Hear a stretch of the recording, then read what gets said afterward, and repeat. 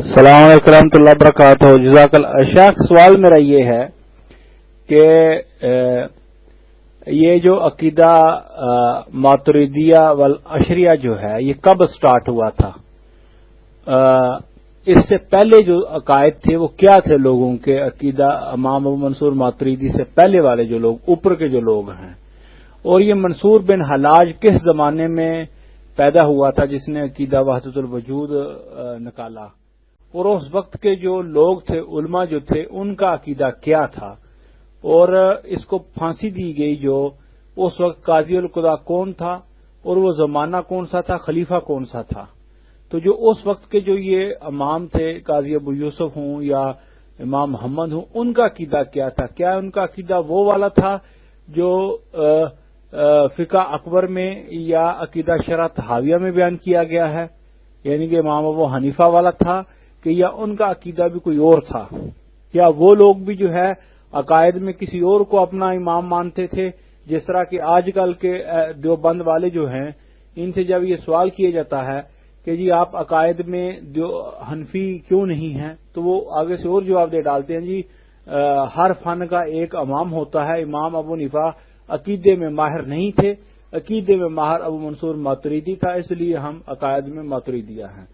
ذرا اس پہ تھوڑی سی تفصیل سے روشنی ڈالیے گا۔ السلام علیکم ورحمۃ اللہ وبرکاتہ۔ اچھا، یہ جو آپ کا سوال ہے یہ تو بڑا ہی زبردست ہے، یہ تو دین کے یعنی بنیادی مسئلے میں۔ اچھا،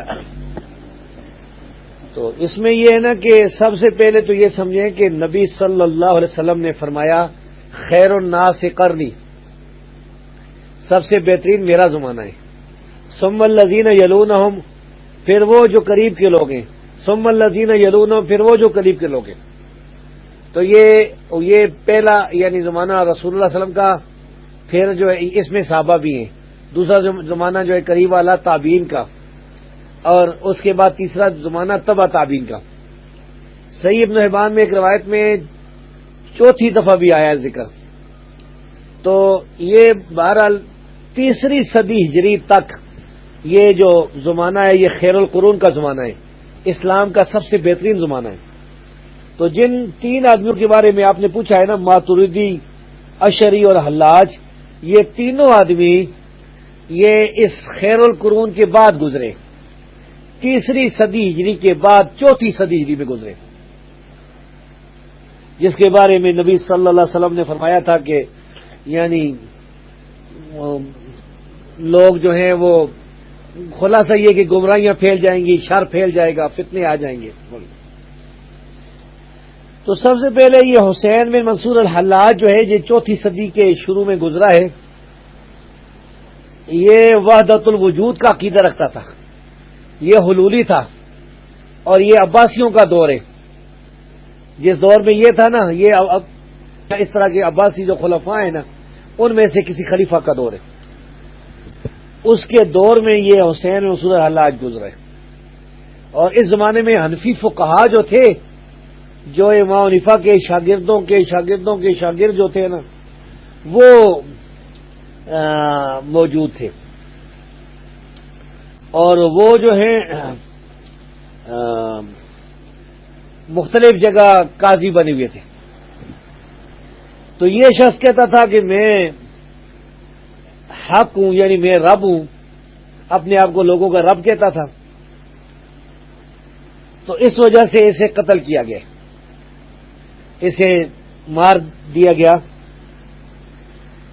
تو اس زمانے میں جتنے علماء تھے نا، چاہے اہل حدیث تھے یا دوسرے علماء تھے، سب کے سب اس کے قتل پر متفق تھے، اور صحیح سند کے ساتھ یہ ثابت ہے کہ حسین بن منصور الحلاج نے یہ کہا تھا کہ مجھے یہ لوگ مار رہے ہیں، یہ مجھے مار دیں گے، اس کے بعد میں دوبارہ آؤں گا، پتہ نہیں 1 مہینے میں یا کتنے عرصے میں، اور اگر میں دوبارہ نہ ہوں تو میں کذاب ہوں۔ دوبارہ کس نے آنا تھا مرنے کے بعد؟ تو یہ اپنی یعنی اعتراف سے یہ کذاب بھی ثابت ہوا۔ تو اس کے یہ ایک یعنی تصوف کی لین کا یہ پہلا آدمی ہے جس نے وحدت الوجود کا عقیدہ جو ہے وہ یہ اختیار کیا اور اس عقیدے کو لوگوں میں پھیلایا۔ بعد میں ابن عربی جو گزرا ہے نا 6 صدی ہجری میں، اس نے حسین بن منصور الحلاج کے عقیدے کو لیا اور اسے جو ہے وہ لوگوں میں پھیلایا۔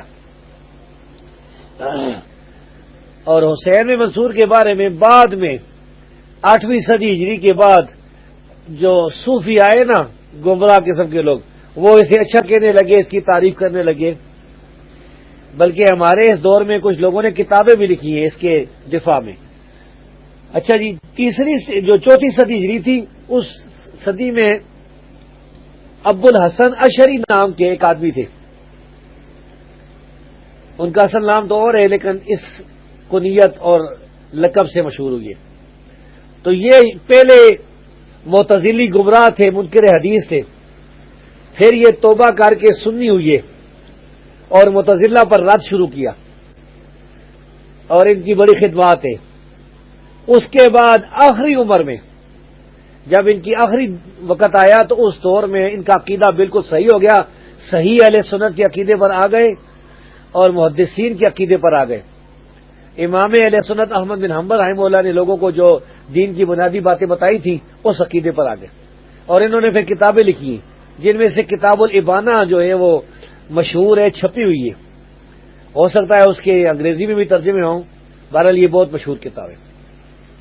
تو اب جو کہتے ہیں نا یعنی حنفی یا شافی کہ ہم ابو الحسن اشعری کے مذہب پر ہیں، وہ اصل میں ابو الحسن اشعری کے مذہب پر نہیں ہے، اس لیے کہ ابو الحسن اشعری کی زندگی کے 3 دور ہیں، ایک معتزلی دور، ایک نیم سنی دور، اور ایک جو ہے وہ صحیح سنی دور۔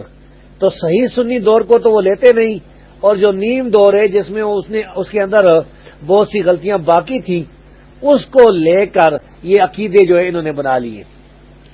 تو یہ لوگ اصل میں ابو الحسن اشعری کے پیروکار بھی ہیں۔ حسن اشعری کے بعد ابو منصور ماتریدی نام کا ایک آدمی گزرا۔ یہ ایسا شخص ہے جس کے بارے میں ہماری اسماء و رجال کی کتابیں جو خاموش ہیں، مجہول قسم کا آدمی ہے، اس کے نہ حافظ ذہبی نے کوئی ذکر کیا ہے، نہ دوسرے بڑے بڑے جو اسماء و رجال کے علماء تھے جو اس کے بعد آئے ہیں، کسی نے بھی اس کا ذکر نہیں کیا، یعنی ان کے نزدیک کسی کوئی حیثیت نہیں تھی، یہ لم یکن شیء مذکورہ تھا۔ تو یہ ابو منصور جو ہے اس نے اپنی طرف سے عقیدے بنائے بہت سے، قرآن کریم کی جو ہے کے اندر اللہ تبارک و تعالیٰ کی جو صفات ہے ان کی تعویل کے ذریعے انکار کیا۔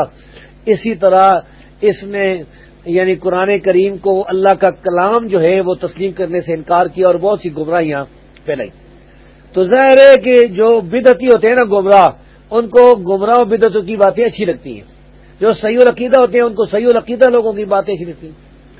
تو اکثریت جو کہ بدعتوں کی تھی تو انہوں نے ابو منصور ماتریدی کے مذہب کو اختیار کر لیا، اور یہ مذہب جو ہے پھیل گیا پوری عالم حنفیت میں پھیل، اور یہ وہ مذہب ہے جو نہ امام ابو حنیفہ سے ثابت ہے، نہ قاضی ابو یوسف سے ثابت ہے، نہ محمد بن حسن میں فرقت شیبانی سے ثابت ہے، اور نہ طحاوی سے ثابت ہے۔ یعنی جو امام حنیفہ کے شاگرد تھے یا شاگردوں کے شاگرد تھے، اس دور میں کسی سے بھی یہ غلط عقیدے جو ہیں کتاب و سنت کے خلاف، مثلا ان لوگوں کا عقیدہ یہ ہے کہ یہ قرآن جو ہے اس وقت جو مسلمانوں کے پاس موجود ہے یہ اللہ کا کلام نہیں ہے، معاذ اللہ۔ وہ کہتے ہیں اللہ کا کلام جو ہے وہ نفسی ہوتا ہے، اور یہ کلام لفظی ہے، اور لفظی جو ہے مخلوق ہے وغیرہ وغیرہ، اس قسم کی باتیں کرتے ہیں۔ اسی طرح اللہ تبارک و تعالیٰ کی جو صفات ہیں، مثلا اللہ تعالیٰ عرش پر مستوی ہے، اس کا یہ انکار کرتے ہیں، تعویل کرتے ہیں۔ تو یہ جو مجہول قسم کا آدمی تھا ماتریدی، اس کے غلط عقائد تھے، اس کی کتاب و توحید جو ہے اس میں بھی غلط عقائد ہیں، تعویلات و اہل سنہ اس کی کتاب ہے اس میں بھی غلط عقائد ہیں، تو یہ ان لوگوں نے لے لی ہیں، اور جو کہ صحیح ہمارے سلف صالحین تھے، صحابہ تابعین تبع تابعین، ان کے عقائد کو ان لوگوں نے چھوڑ دیا، اور پھر بھی یہ دعویٰ کرنے لگے کہ ہم حنفی ہیں، اور اس باب میں انہوں نے اپنے جو امام تھے امام حنیفہ انہیں بھی چھوڑ دیا۔ تو یہ چونکہ یہ آپ کا سوال جو ہے یہ بہت تفصیل طلب ہے، اور اب باقی بھائیوں کے بھی ہاتھ کھڑے ہیں تو میں اسی پر اکتفا کرتا ہوں۔ ابو منصور ماتریدی کا بہترین رد جو ہے وہ اس کے لیے آپ دیکھیں کتاب الماتریدیہ، ڈاکٹر شمس الدین افغانی رحمہ اللہ، انہوں نے 3 جلدوں میں ایک زبردست کتاب لکھی ہے، اس میں آپ وہ دیکھ سکتے ہیں، پوری تفصیل موجود ہے۔